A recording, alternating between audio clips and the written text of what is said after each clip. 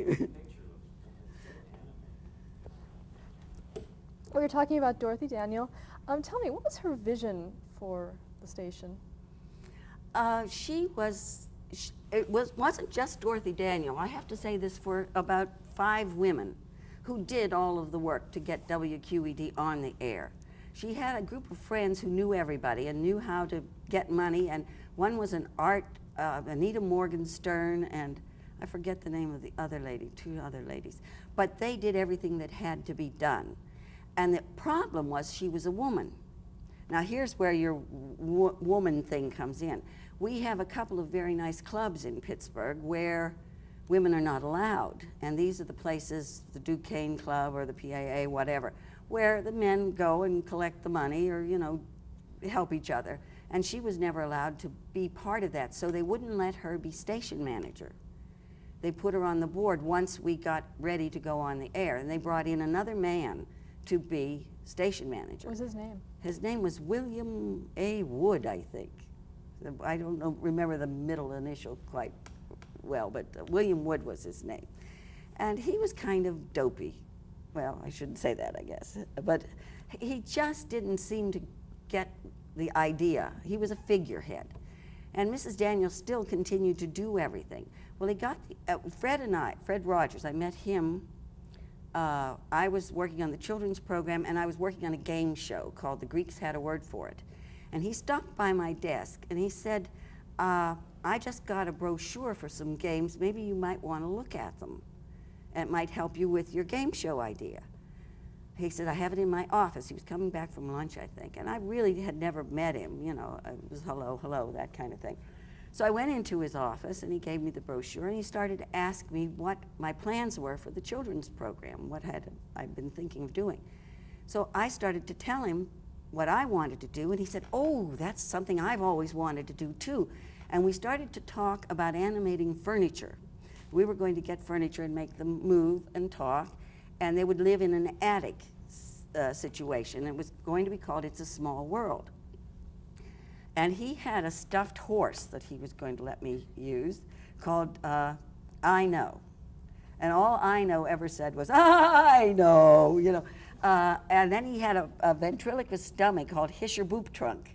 And they were going to be part of the attic set. So we went to Mrs. Daniel. We said, we really are, you know, we're thinking alike, and we think we could help each other.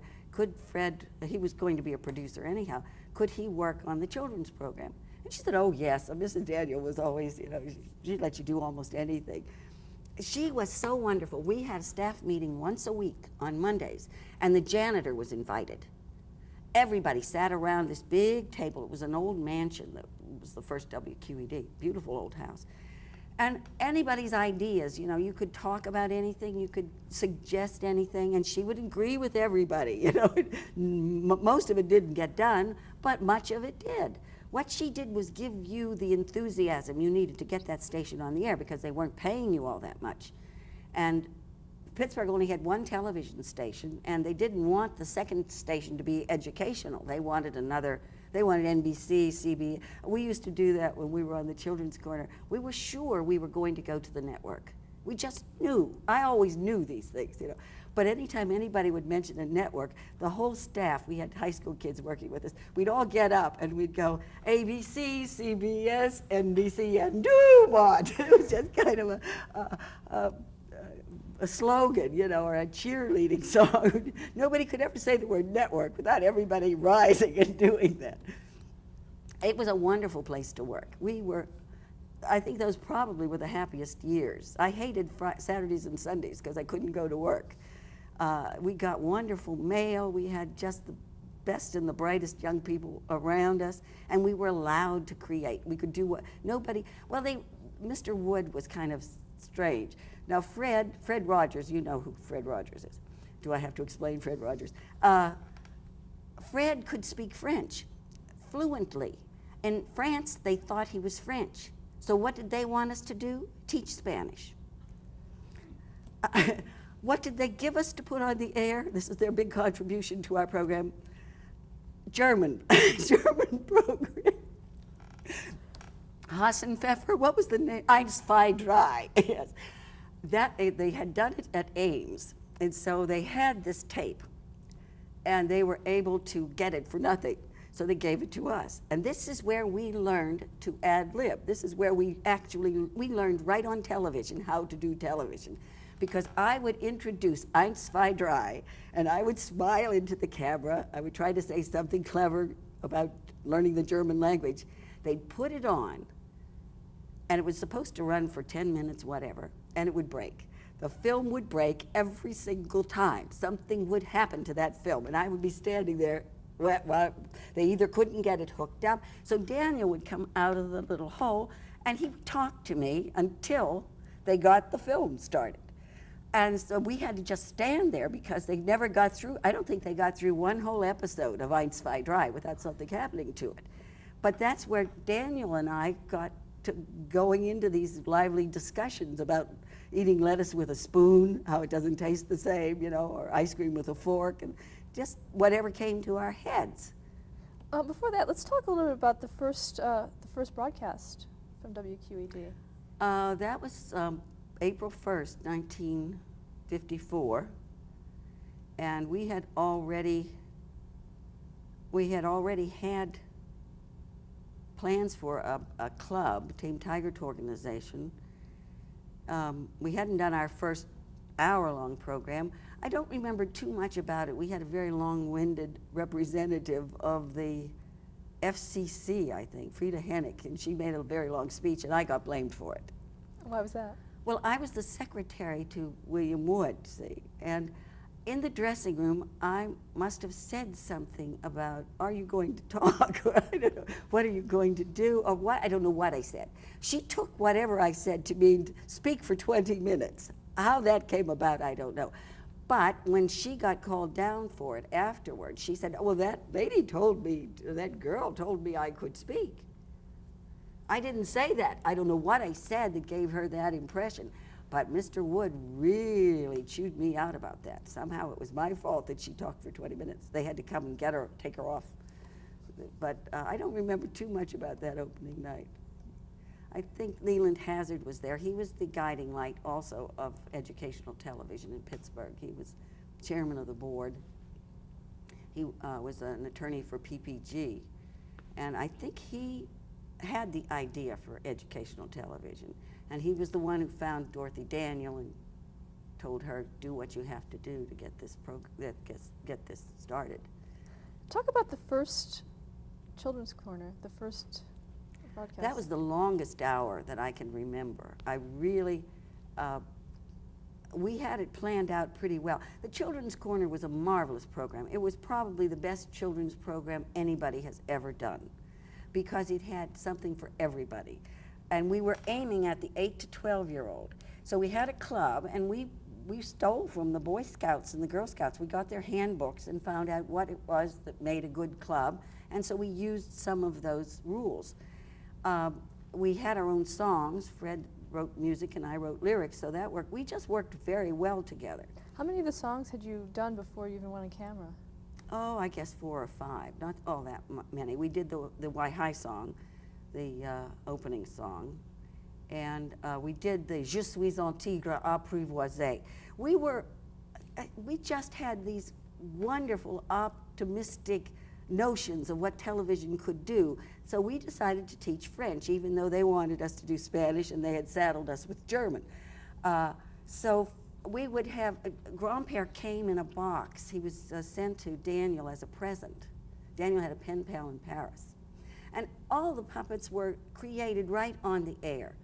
One day X showed up, and I had never seen X, and he was lost. Oh, we were out at South Park. We had to do, they would send you out on all these benefits, and you had to go into these strange places and do this program, which was hard enough to do in the studio, you know. But we were at the South Park, and X, the owl, came by, and so he was saying, "Escape, escape." He'd gotten away from somebody. So that was his name then, Escape, and he became part of the family. So Grandpere, and all we had for a set was a scrim. It was just a canvas cloth that was behind us. And they cut holes in it. They didn't even paint it up. They painted a clock and they cut a little hole. And they painted a calendar on one side and they cut a hole for King Friday. He came I guess he was about the third or the fourth puppet to come. And so they would just pop up. And because we would have a guest scheduled who was supposed to do 20 minutes, like the man from the zoo came once a week. Well, maybe they would do 15. They weren't used to television.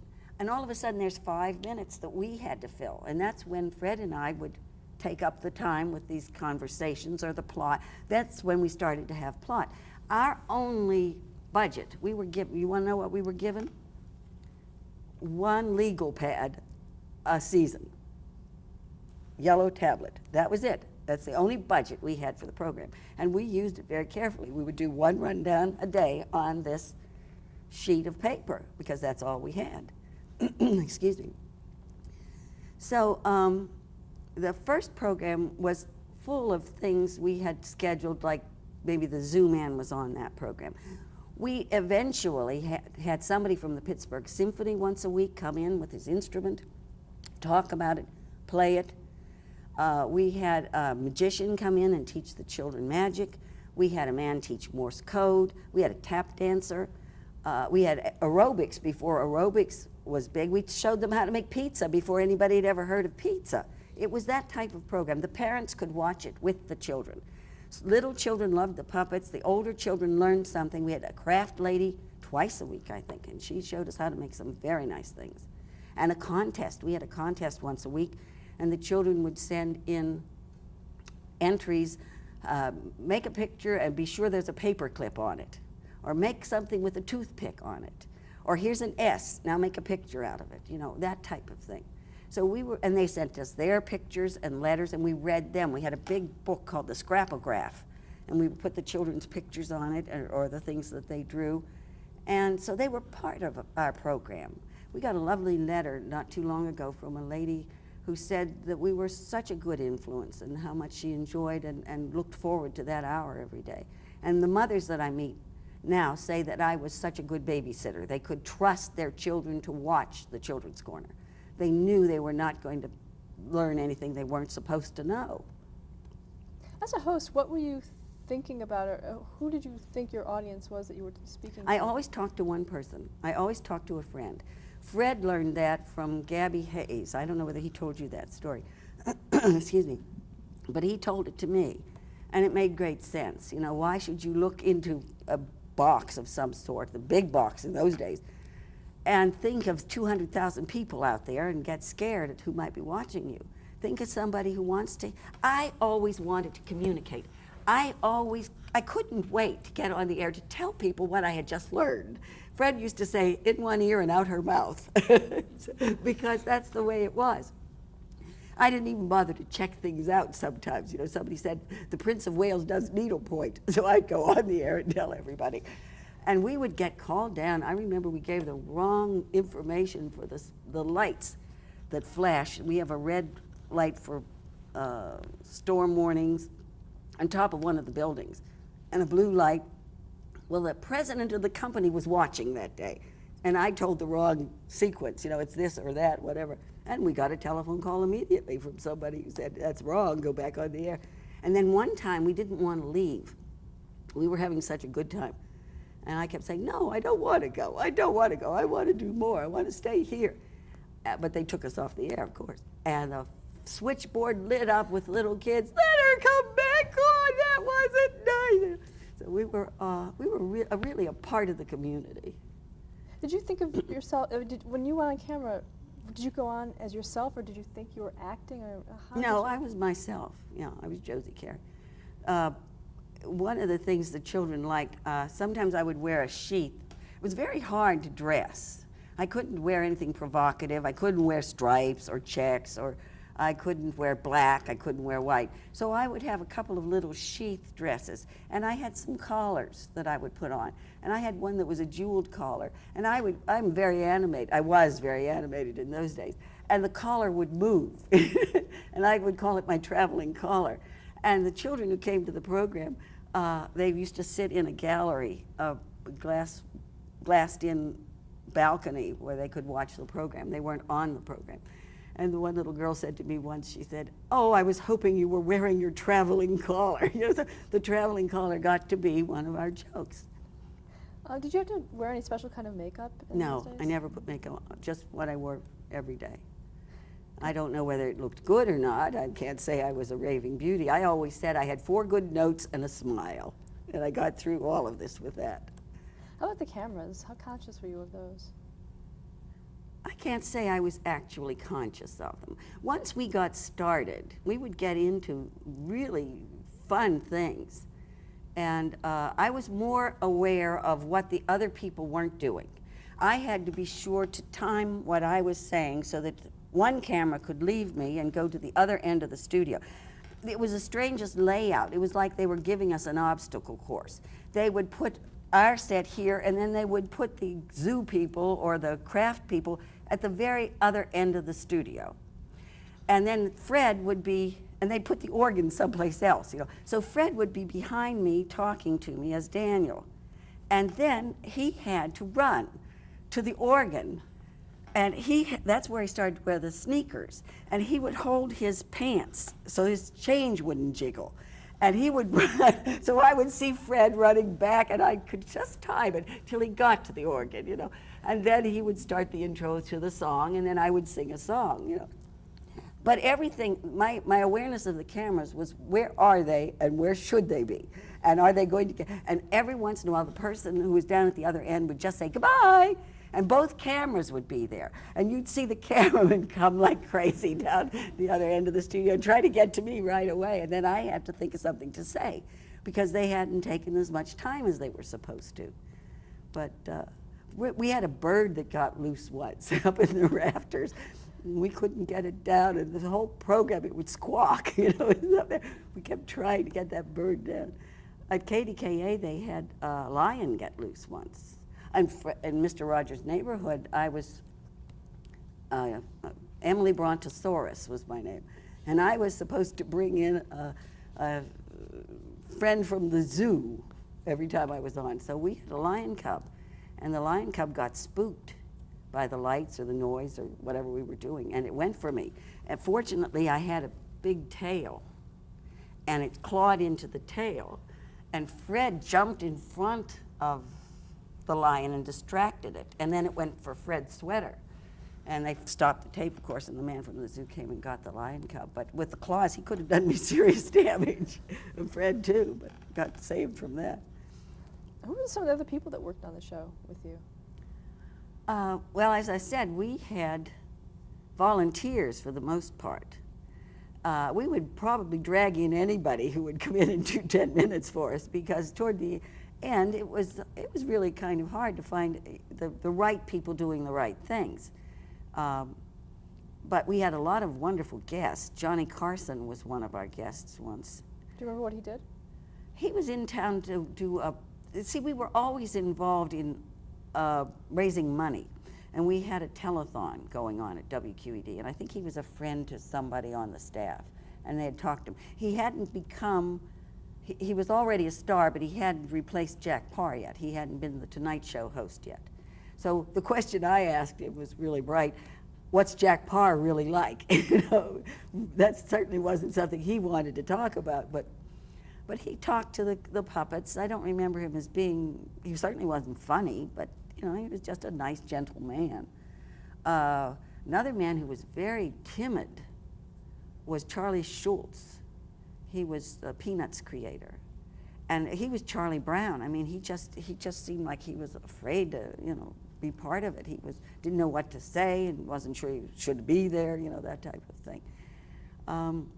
Shirley Jones was on the program several times because she was my roommate at the Playhouse. And we shared a dressing room, and I stayed with her when I went to New York a couple of times. I'm trying to think who else. We had a lot of very interesting guests. But the children really watched the program because they wanted either to be part of the contest, they wanted to hear their letter read. We did their birthdays. We wrote a birthday song for them. King Friday would announce their birthdays. And then we made some of them the Prince and Princess of the Month. And they would all write in for that. And we were on such a budget that we used Mrs. Rogers' old fur coat as the cape for the little girls, and I guess a bath towel for the little boys, and we made paper crowns. And we put the month of the year on the crowns. And some of the children still have those crowns. And most of the children turned out to be really nice people. I don't think any of them ended up in prison, but one boy, because of the French, became a professor of French and takes children to France every year. Several became musicians. All of them say that, you know, they developed a love of either music or reading. We would read good things to them. We did a book, I guess the library would give us a book a week. And then there was another segment on the program that would act out a book, the Peterkin papers and things like that. The Junior League ladies did that one. We had a poetry lady who came once a week and did a poem. Anything you could think of that was fun for a child to do, we did. And that's what made it such a fun show. Talk a little bit about putting the show together. Describe a typical day. Most of our time was spent answering the mail. We had to have a group of kids come in from the local high school to open the mail and sort it. In the beginning, the children earned their stripes in the Tame Tiger organization by doing these good deeds.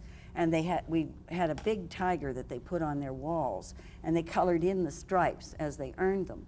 And so they would write to us when they'd finished one stripe, and then we'd send them the requirements for the next stripe. Well, that got to be very hard. So finally, we started to send out all the requirements at one time. But we still had hundreds of letters. It was a gigantic response. The very first program, we got 68 letters before we, in the next mail, which told us we were doing something right. What kind of letters were you getting? This is wonderful. This is a good program. We like what we saw. Keep it up. Keep up the good work. We got really good mail. We only got one bad letter that I can remember, and it hurt for days. There's no heart in Hartville. Remember, the lady was from Hartville. She was mad because her children hadn't gotten something they'd sent for, and she sent us this blistering letter. Turns out that our crew had gotten so overwhelmed with the mail that they burned some of it. Well, they were volunteers, they were kids, and that's why she never got an answer. We couldn't tell her that, so I think Fred called her on the phone even. He was so hurt over this. The letters we liked the best were when they would say Fred was handsome or I was pretty. They could tell us how talented we were from morning till night, and it never fazed us. But boy, if anybody said that we were pretty or handsome, that made our day. Well, did they see Fred Rogers on? They saw him as Prince Charming. He came down from the clouds. He had a modern castle in the sky, and he came down from a cloud, and he taught ballroom dancing. He danced with me, and then he taught jitterbug. It's hard to believe, but he did. And so they got to see him doing that. Once in a while, they would see him. The attic was a wonderful setting, and we had a wedding. Lydia Lamp married Lawrence Light, and Gramophone was the matron of honor, and I was the maid of honor. And the papers covered it. The society editor came out, and they took pictures, and we had guests. We served cucumber sandwiches. It was just fabulous. And Fred was the minister who married them in that segment. That was early on. So they got to see him here and there. And of course, Henrietta talked about him all the time. It was Mr. Rogers, meow, meow, beautiful, meow, meow, Mr. Rogers, meow, whatever. She would bring Mr. Rogers into it. So everybody knew him. He was kind of an unseen character. And then we never said this was Mr. Rogers, who was Prince Charming. That was Prince Charming. But they did see him now and then. When we knew we were really a hit, it was Daniel's birthday. We went on the air in April. In July 12th, I think it was, we decided to make that Daniel's birthday. So we told the children, if you have earned 4 stripes in the organization, you can come to Daniel's party. We expected a handful of kids, 4 stripes, We looked out the window about an hour before we went on the air, and the whole block around us was lined up with children. We couldn't fit them in the studio. They were in the studio, they were in the gallery with the glass, and they were in the backyard. We had gotten little cakes and a little piece of ice cream and cold drink to give one to each child. We had to cut the cake in four, the ice cream in four, and if you got one, you couldn't get the other, or if you got a drink, you couldn't have cake or ice cream because we had to stretch it out for everybody. And we said they had to know the fourth stripe. That was Je suis un tigre apprivoisé. That was the song, our club song. And it's a difficult song. What does that mean? I am a tame tiger. It's just, Je suis un tigre apprivoisé. Vous êtes un tigre, vous me plaisez. Hamburger pour moi, hamburger pour vous, hamburger pour tout le monde. Soyons des tigres apprivoisés. Well, we figured, we came to the time in the program where they all had to sing Je suis un tigre. And we figured, you know, some of them would sing it, and some would giggle, and some would hide their heads. Every child knew that song. There wasn't anybody who came to that party under false pretenses. They sang as one voice. I still get goosebumps when I remember it. It was probably the most exciting moment, you know, in my career. It really was. I really want to tear up even now thinking the way those children responded. Was that aired? Oh, yes. Oh, yes. In fact, there's a picture in the paper. The papers covered that. We were very lucky. We were new. Educational television was new. And most of the other programs on WQED weren't quite good. They were just a little off, you know. The woodworking men were just men who worked with tools, you know, and some of the other programs, I can't remember what any of them, or there was a lady who taught painting. And then most of them were in school programming.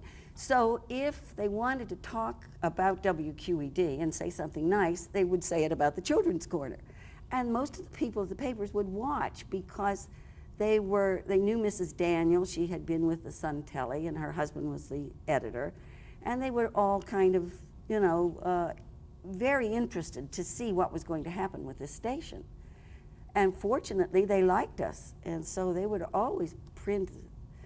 We had a wonderful publicity director. She would come in every once in a while with a pilgrim outfit. Put this on, Josie. They're coming to take your picture. They'd make a little pilgrim hat for Daniel. You know, we'd stand there. You know, they would print it. We were on the cover of one of the TV magazines almost before we went on the air. You know, and Saturday Evening Post came out and did a story about us, about TV without terror or something they called it, and they showed pictures of the different elements of the program. I think they did a picture of Fred running back and forth with his hands, with his pants hiked up, and his hands holding his pockets. Talk a little bit about the creation of Daniel. Daniel was an accident. Mrs. Daniel, again, she was such a sweet lady. The day before we went on the air had a party, but she didn't tell anybody she was giving the party. We were all invited to dinner at the Pittsburgh Playhouse. And there was a charm or a gift or some little thing at everybody's plate. And Daniel was one of the gifts. And we were going to get a bird to come out of the clock that they made on the set. But we were so busy, I mean, trying to put together all the elements for a live hour. We didn't have time to go and buy a bird. So Fred stuck Daniel through the hole, and we named him after Mrs. Daniel. And the first thing he said was, it's 5:02, and Columbus discovered America in 1492. And he had a little gravelly voice, and he went back in. From then on, Fred had to work on the voice, and he would drink water and gargle it. Fred learned how to do all of this right on the air. At first, Daniel did this, you know, the only movement Daniel could do, and once in a while he'd bob his head. And then later, you know, just the subtlest of movements. With X, I dropped a pumpkin he had once, and it crashed and broke, and I swore his eyes filled with tears. Let's stop here to change the tape.